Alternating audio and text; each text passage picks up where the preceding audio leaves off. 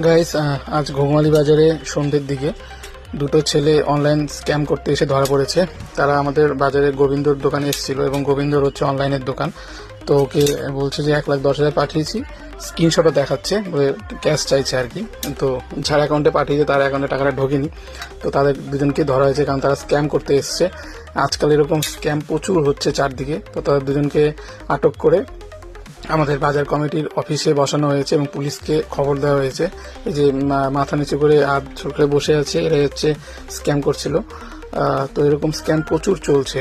তো আপনারা অবশ্যই সতর্ক থাকবেন, কারণ আজকাল স্ক্রিনশটও দেখানো যায় আপনার নামটাও শো করবে, কিন্তু আপনার অ্যাকাউন্টে টাকা ঢুকবে না। তো ওর অ্যাকাউন্টে টাকাটা না ঢোকায় আমরা তাদেরকে আটক করেছি এবং পুলিশের হাতে তুলে দেওয়া হবে। যে দুজন বসে আছে, দুজনেই স্ক্যামটা করেছে।